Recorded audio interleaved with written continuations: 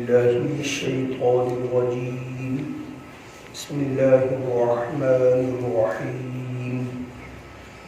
فخلف من بعدهم خلف أضاعوا الصلاة واتبعوا الشهوات فسوف يلقون غيا إلا من تاب وآمن وعمل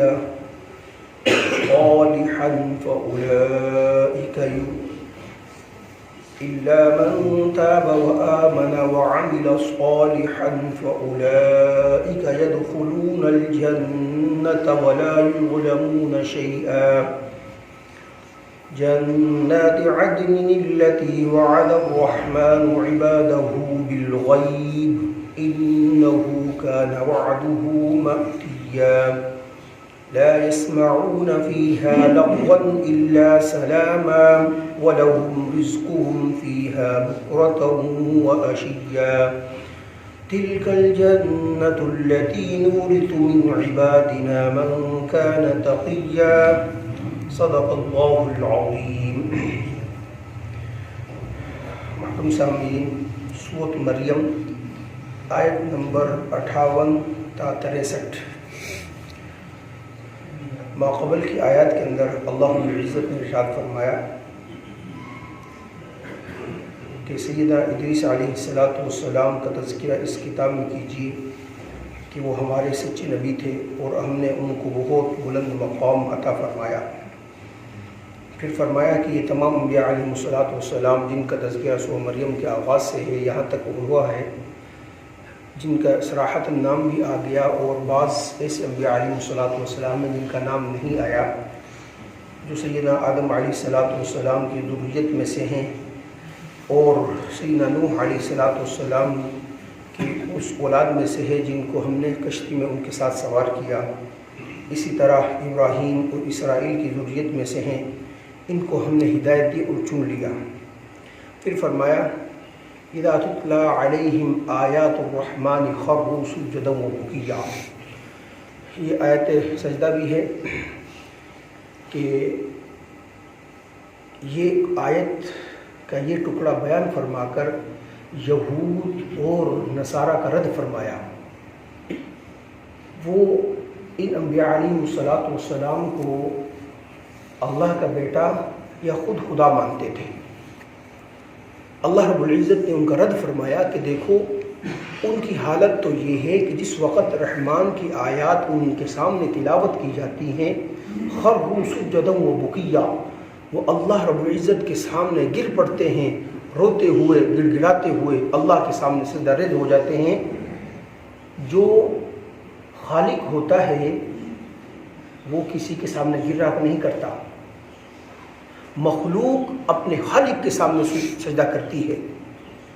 تو لہذا جو تم کہتے ہو افتراء علی اللہ کرتے ہو، اللہ پر جھوٹ باندھتے ہو، عزیر ابن اللہ، یہودیوں نے کیا کہا؟ عزیر ابن اللہ، عزیر اللہ کے بیٹے، نعوذ باللہ. نصارہ نے کہا عیسیٰ ابن اللہ، عیسیٰ علیہ السلام اللہ کے بیٹے، نعوذ باللہ. ان سب کا رد فرما دیا. اسی طرح جن لوگوں نے کہا کہ فرشتے اللہ کی بیٹیاں ہیں، اللہ رب العزت نے ان کا بھی رد فرما دیا.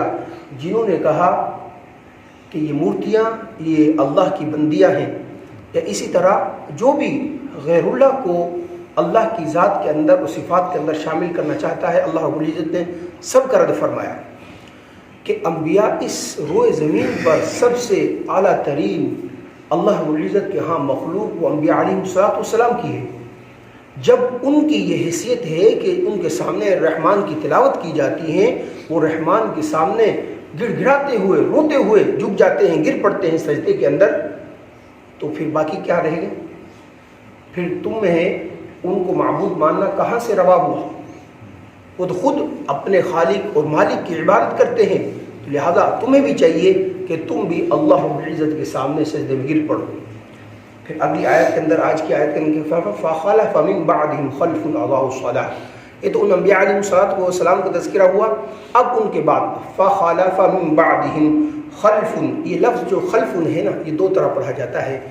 ایک خلف، ایک خلف، لام کے زبر کے ساتھ اور لام کے سکون کے ساتھ.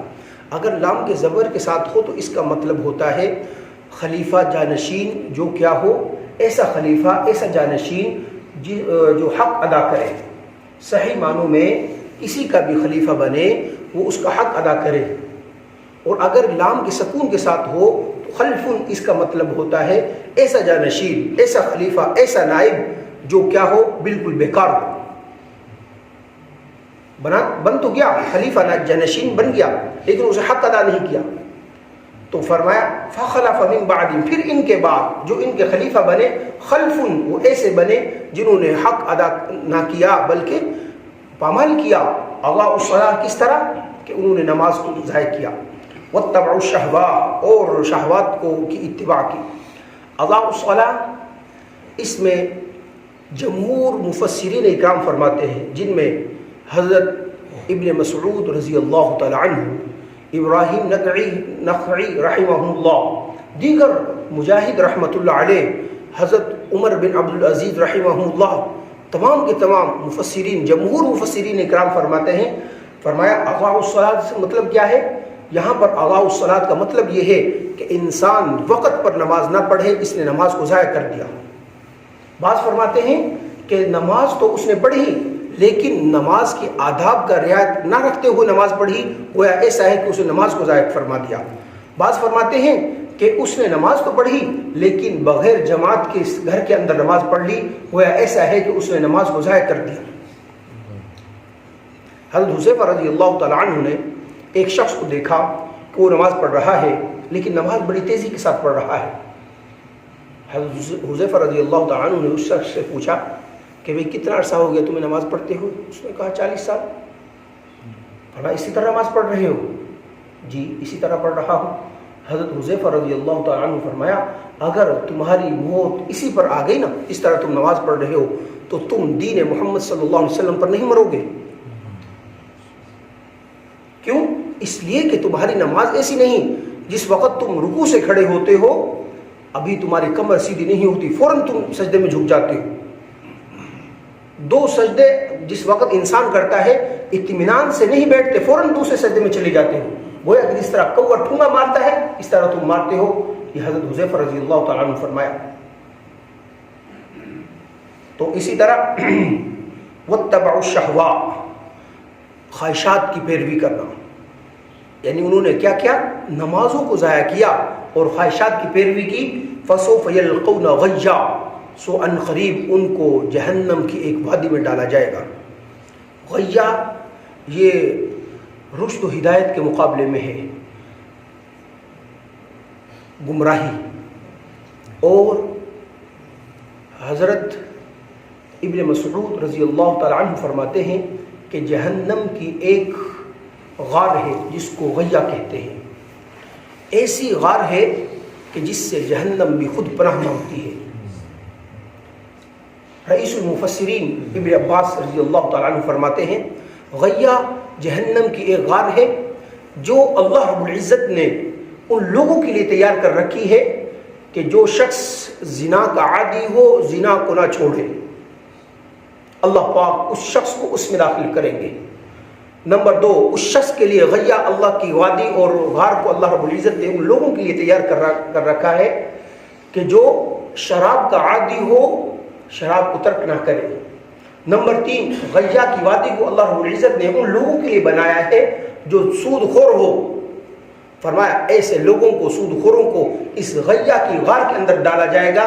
اس غار ایسی خطرناک غار ہوگی کہ اس غار سے جہنم کو، اس غار سے باقی جہنم بھی پناہ مانگتی ہے۔ نمبر 4، اس غار کے اندر، غیا کے اندر ان لوگوں کو ڈالا جائے گا جو ماں باپ کے نافرمان ہیں۔ کیا فرمایا؟ رئیس المفسرین ابن عباس رضی اللہ تعالیٰ عنہ اس آیت کی تحت یہ تفسیر کرتے ہیں، تفسیر قرطبی کے اندر، تفسیر مظہری کے اندر یہ بات درج ہے، آپ خود پڑھ لیجئے گا۔ فرمایا جو ماں باپ کے نافرمان ہیں اس غیا کی آبادی کے اندر ان لوگوں کو ڈالا جائے گا۔ آج دیکھیں ہم کہاں پر ہیں، ذرا سوچئے۔ نمبر 5 فرمایا اس غیا کی وادی کے اندر ان لوگوں کو ڈالا جائے گا جو کون ہیں؟ ایسی عورتوں کو کہ جو اس کے شوہر کا بیٹا نہیں، بچہ نہیں، لیکن اس شوہر کے لیے اس کو ثابت کر دے کہ میرے شوہر کا بچہ ہے۔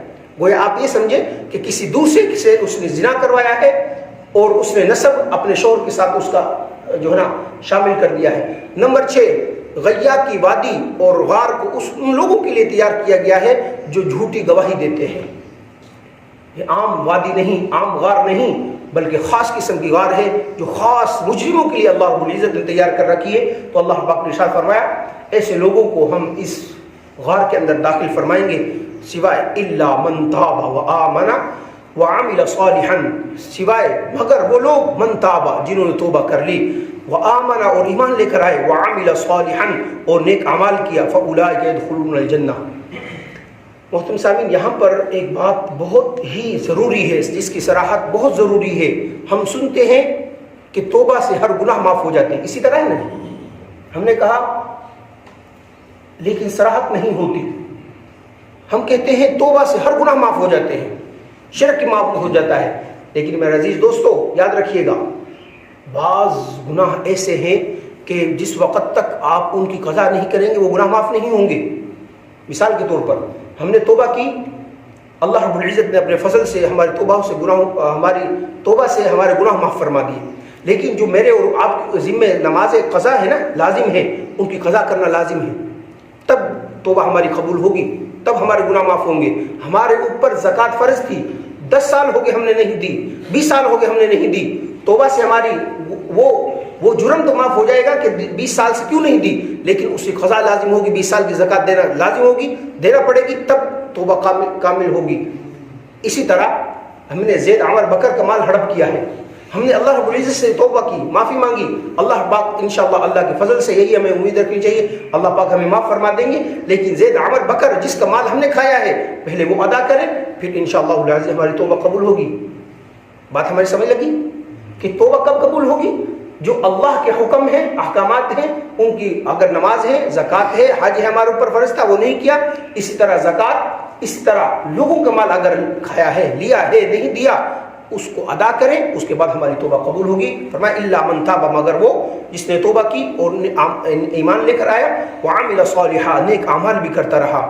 دیکھیں اس لیے میں جگہ جگہ پر عرض کرتا ہوں، بعض ساتھی کہتے ہیں بس ایمان قبول کر لیا، کیا ضرورت ہے مشقت اٹھانے کی، کیا ضرورت ہے نماز پڑھنے کی، صبح سویرے 4 بجے اٹھنے کی، کیا ضرورت ہے رمضان مبارک کے روزے رکھنے کی؟ نہیں، ہر جگہ پر قرآن کریم احادیث مارکہ میں آپ کا مطالعہ کریں گے، آپ کو جگہ جگہ پر یہ ملے گا، آمن وعمل صالحا، ایمان اور عمل صالح یہ لازم اور ملزوم ہے ہر جگہ پر۔ ایمان وہ جو ہے نا کامل نجات کے لیے کافی نہیں، نفس نجات کے لیے تو کافی ہے، لیکن کامل نجات، اول نجات کے لیے کیا ہے؟ ایمان کے ساتھ عمل صالح کا ہونا ضروری ہے۔ اور اس کی مثال ہر نبی نے، ہر صحابی، ہر تابی، ہر اللہ کا ولی، ہر شخص اس کی مثال ہے کہ ایمان بھی ہے، عمل صالح بھی کامل ترین درجے کا ہے۔ فَأُولَٰئِكَ يَدْخُلُونَ الْجَنَّةَ، جب ان کا عمل صالح کامل ترین درجے کا ہے، ہمارا تو نیک اعمال کا پتہ ہی نہیں، قابل قبول بھی ہے کہ نہیں، تو ہمیں تو بطریق اولا پھر عمل صالح کرنے چاہیے۔ آپ ان لوگوں کی باتوں میں نہ جائیں جو کہتے بس خیر ہے آپ نے کلمہ پڑھ لے کافی، بس کوئی ضرورت نہیں بھائی، بہت نیک اعمال کرنے کی ضرورت ہے، اللہ سے مانگنے کی بھی ضرورت ہے، اللہ پاک قبول فرما لیجئے۔ فَأُولَٰئِكَ يَدْخُلُونَ الْجَنَّةَ، ایسے لوگوں کو اللہ رب العزت جنت میں داخل فرمائیں گے، وَلَا يُظْلَمُونَ شَيْئًا، ذرہ برابر بھی ان پر ظلم نہیں کیا جائے گا۔ ایسا نہیں ہوگا کہ انسان نے نیک اعمال کیے ہوں اس کے نیک اعمال میں کٹوتی کر دی جائے۔ ہاں اگر اس نے ساتھ برے اعمال بھی کیے جن کی وجہ سے نیک اعمال اکارت ہو جاتے ہیں، برباد ہو جاتے ہیں، تو بھائی اس نے کیے ہیں، ایسی بات میں نہیں کہ اس نے ایک گناہ کیا اس کے کھاتے میں 2 گناہ لکھ دیے گئے، ہرگز ایسی بات نہیں فرمایا۔ ولا یظلمون شیئا، ذرا برابر بھی ظلم نہیں کیا جائے گا۔ جنات عدن التی، باغات ہیں جن کے نیچے نہریں بہہ رہی ہیں۔ وعد الرحمن عبادہ بالغیب، رحمان نے وعدہ کیا ہے اپنے بندوں سے بن دیکھے۔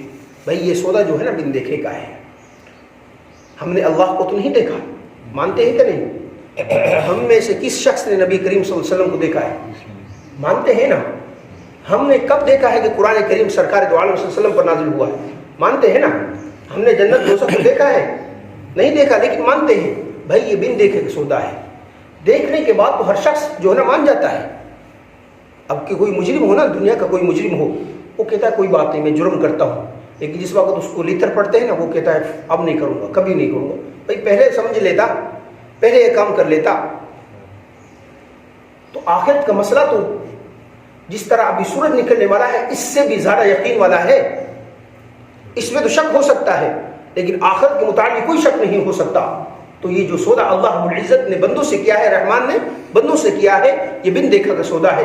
الذین یؤمنون بالغیب، جو ایمان والوں کی صفات بیان فرمائی وہ کیا فرمائی؟ وہ لوگ یؤمنون بالغیب جو غیب پر ایمان رکھتے ہیں، تمام چیزیں غیب کی اس پر ایمان رکھتے ہیں. تو رحمان کا وعدہ بندوں سے کیا ہے؟ بن دیکھے گا ہے. انہ کان وعدہ مأتیا، مأتیا عطا یاتی سے ہے کہ یہ وعدہ آنے والا ہے، اس میں ذرہ برابر بھی شک نہیں، یہ رحمان کا وعدہ پورا ہونے والا ہے. لا يسمعون فيها لغوا الا سلاما، ایسی جنت ہوگی کہ اس میں کسی قسم کی لغو بات نہیں ہوگی. دنیا کے اندر کچھ غلط گلوچ کے علاوہ کچھ باتیں ایسی ہوتی ہیں جو انسان پر گراں گزرتی ہیں، ناپسند ہوتی ہیں.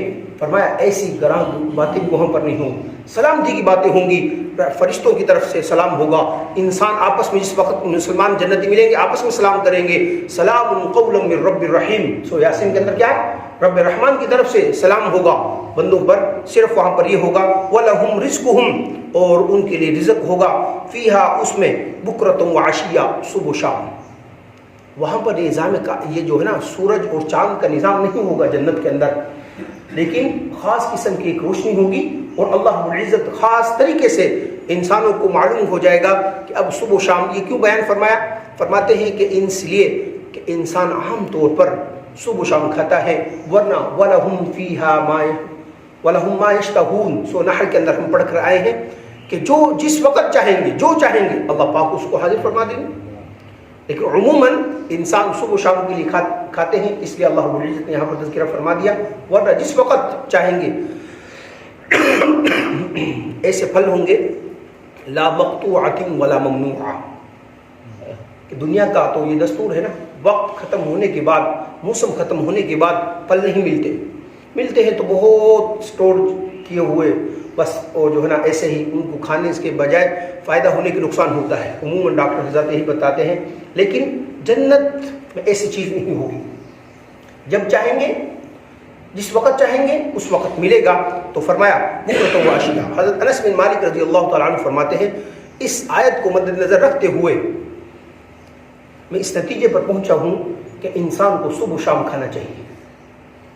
وَلَهُمْ فِيهَا بُكْرَةٌ وَعَشِيًّا، بس یہ اس کے لیے کفایت کر جاتا ہے. تو کوشش کرنی چاہیے. تِلْكَ الْجَنَّةُ الَّتِي نُورِثُ مِنْ عِبَادِنَا مَنْ كَانَ تَقِيًّا. اللہ رب العزت ارشاد فرماتی یہ جنت ہے الَّتِي نُورِثُ مِنْ عِبَادِنَا، جس ہم نے لوگوں کو جس کو وارث بنایا ہے. یہ وہ جنت ہے کہ ہم نے اپنے بندوں کو اس جنت کا وارث بنایا ہے. مَنْ كَانَ تَقِيًّا، کن لوگوں کو؟ جو متقی ہیں، اللہ سے ڈرنے والے ہیں، اللہ کے سامنے سجود ہونے والے ہیں، ڈرنے والے ہیں، اللہ کے خوف کے احکامات کے سامنے ڈرنے والے ہیں. ان لوگوں کے لیے اللہ رب العزت نے فرمایا کہ ہم نے جنت کا وارث ان لوگوں کو بنایا ہے. تو اللہ رب العزت مجھے اور آپ کو بھی متقی لوگوں میں شامل فرمائے. متقی کس کو کہتے ہیں؟ اس کو کہتے ہیں جس وقت اللہ کا حکم اس انسان کے سامنے آ جائے، مسلمان کے سامنے آ جائے، فوراً اپنے آپ کو سلنڈر کر دے. آبنا و صدق نہ کرے، چوں چرا نہ کرے، کیلو کال نہ کرے. اس طرح ہو جاتا، اس طرح ہو جاتا، بس اس طرح کر لیتا ہوں، اس طرح کر لیتا ہوں. یہ تقویٰ نہیں ہے. تقویٰ دل کے اندر کی ایک خاص کیفیت کا نام ہے فوراً اس کا رجوع الی اللہ ہو کہ اللہ پاک میرے اس عمل سے خوش ہیں یا ناراض ہیں. بس اگر تو یہ کیفیت ہے تو پھر تقویٰ انسان کو حاصل ہو سکتا ہے، ورنہ نہیں. اس لیے فرمایا جگہ جگہ پر قرآن کریم نے یہی ارشاد فرمایا ہے کہ اے لوگو اتقوا اللہ، اللہ سے ڈرنے کا دل کے اندر داعیہ پیدا کر لو، خوف پیدا کر لو. جس وقت اللہ سے ڈرنے کا انسان کے اندر ایک خاص ملکہ پیدا ہو جاتا ہے نا، پھر انسان کے سامنے کوئی چیز بھی نہ ہو، کیمرے بھی نہیں لگے ہوئے، لوگ بھی نہیں ہیں، کوئی بھی نہیں ہے، تنہا تنہا انسان ہے، تو پھر وہ اللہ سے ڈرتا ہے، پھر وہ تمام برائیوں سے بچ جاتا ہے. اگر تقویٰ نہ ہو تو دنیا کے کوئی قانون اس کو جو ہے نا فسادات سے، برائیوں سے نہیں روک سکتا.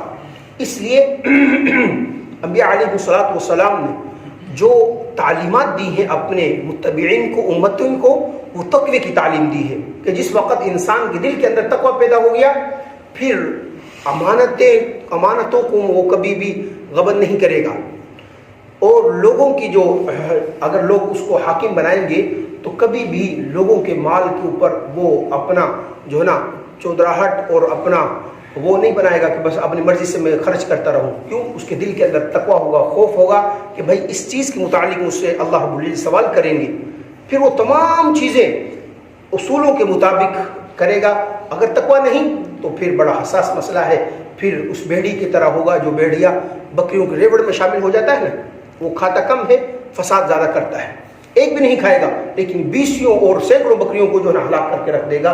پھر اس شخص اس بیڑی کی طرح انسان ہو جاتا ہے. تو اللہ رب العزت مجھے اور آپ کو تقوی اختیار کرنے کی توفیق عطا فرمائے. آمین. وما علینا الا البلاغ.